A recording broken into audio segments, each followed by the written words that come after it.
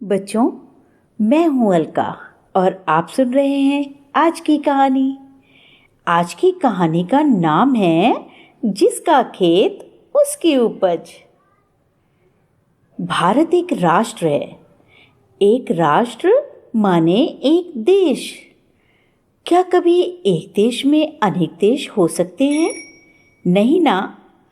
देश में होते हैं राज्य और राज्य में जिले, जिलों में गांव। अब कोई कहे कि एक राष्ट्र में 100 राष्ट्र थे तो आप हंसेंगे या नहीं? लेकिन यह सच है। सौराष्ट्र गुजरात राज्य का एक जिला है। उसका नाम सौराष्ट्र क्यों पड़ा ये तो हम नहीं जानते। नाम है सो है। हमारी कहानी इसी सौराष्ट्र की है। सौराष्ट्र के किसी गांव में एक किसान और उसकी पत्नी रहते थे। उनका नाम था गुज्जू और गुज्जी। अपने थोड़े से खेतों में वे खेती करते थे।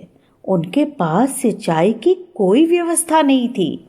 वर्षा के भरोसे खेती होती थी। एक बार वर्षा शुरू होने से ठीक पहले इस गुज्जू किसान का एक बैल मर गया। हल चलाने के लिए 2 बैल चाहिए होते हैं ना। बेचारा क्या करे, इतने रुपए भी नहीं थे कि दूसरा बैल खरीद सके। गरीबी के कारण किसी ने उसे रुपए भी उधार नहीं दिए। मांगने पर कोई बैल क्यों देता? क्योंकि सबकी तो अपनी अपनी खेती थी। सबको अपने खेत जोतने थे। वर्षा के अगले दिन सबके बैलों की जोड़ियां खेतों में हल चलाने लगी। चारों ओर खेतों में बैलों के गले की घंटियां बज रही थीं, पर गुज्जू निराश और उदास बैठा था। उसकी पत्नी गुज्जी से अपने पति का दुख देखा नहीं गया। वह बोली, आप उदास क्यों बैठे हैं? हमारे पास एक बैल तो है ना। दूसरे बैल की जगह मैं हल खींचूंगी। सारे खेत ना सही, कुछ तो जुत ही जाएंगे। यो हाथ पर हाथ धरकर बैठना ठीक नहीं है। गुज्जू ने बहुत मना किया, पर गुज्जी नहीं मानी। वह हल बैल लेकर निकल पड़ी तो गुज्जू को भी जाना पड़ा। लोगों ने देखा कि दूसरे बैल की जगह गुज्जी को जोत कर गुज्जू हल चला रहा है। लोग हंसी तो उड़ा रहे थे, पर कोई उसकी बेबसी को नहीं समझ रहा था। तभी सौराष्ट्र का राजा देवपाल उधर से निकला। वह अपनी प्रजा का दुख दर्द देखने के लिए अक्सर अपना वेश बदलकर गांवों में आया जाया करता था। उसने जब देखा कि एक औरत हल से जुती है तो वह वहीं जा पहुंचा। उसने गुज्जू से कहा, भाई ये क्या कर रहे हो? औरत से हल खिंचवाना अच्छी बात नहीं है, छोड़ो उसे। गुज्जू ने कहा, अरे अजनबी, अपना रास्ता नापो। मेरे पास दूसरा बैल नहीं है। किसी ने रुपया भी उधार तक नहीं दिया। ऐसे में हम दोनों मिलकर खेत जोत रहे हैं। तुम्हें क्या कष्ट है? राजा सारी बात समझ गया।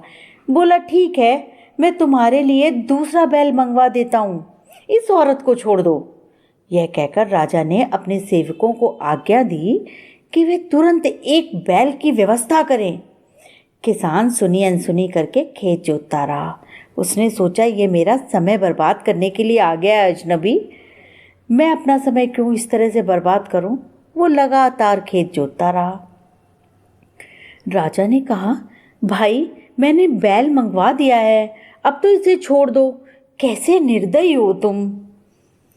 गुज्जू ने उत्तर दिया, तुम सेठ साहूकार या राजा महाराजा जो भी हो, ये नहीं समझते कि किसान पिछड़ जाए तो उसकी खेती चौपट हो जाती है। तुम्हारा मंगाया बैल आने में समय लगेगा।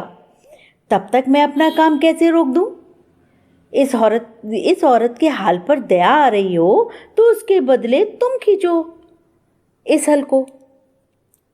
राजा के लिए ये चुनौती थी, पर एक महिला पर हो रहा अत्याचार उससे देखा ना गया। वह जानता था कि किसान को मजबूरी में यह करना पड़ रहा है, तो राजा खेत में उतर आया और महिला के बदले स्वयं हल में जुट गया। राजा ने कभी इतना परिश्रम तो किया नहीं था। 2-4 चक्कर में ही वह पसीना पसीना हो गया। पसीना टप टप चू रहा था, पर राजा धीरे धीरे हल खींच रहा था। थोड़ी देर में राजा के सेवक बैल ले आए। गुज्जू ने राजा को छोड़ दिया। बैल पाकर उसने प्रसन्नता से खेत जोते और सारे खेतों में ज्वार बो दी।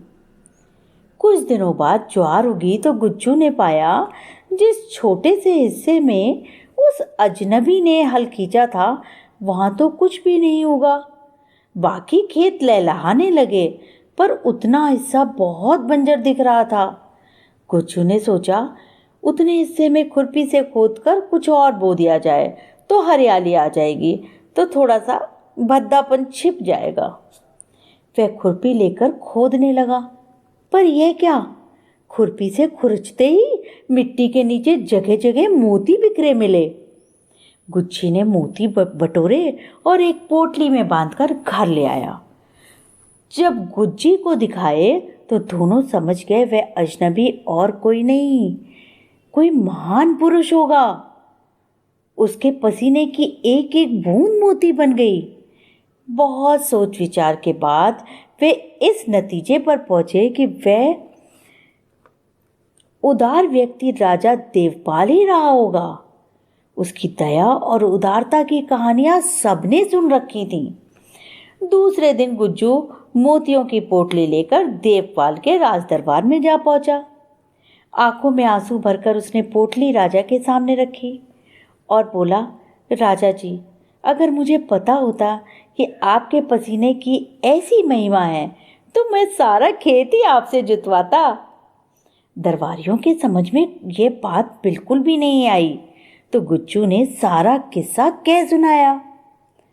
महाराज, इन मोतियों को अब आप ही रखिए, ये आपके पसीने की कमाई है। राजा ने किसान को गले लगाया, मुस्कुराते हुए कहा, भाई, मैंने तुम्हारे लिए काम किया था। जिसका खेत होता है उपज भी उसी की होती है, इन्हें तुम रखो। गुज्जू हैरान सा खड़ा रहा। राजा ने प्यार से व्यंग किया, अब अपनी पत्नी को कभी ऐसा कष्ट मत देना। गुज्जू राजा के गुणगान करता हुआ अपने घर लौट आया। शुभ रात्रि।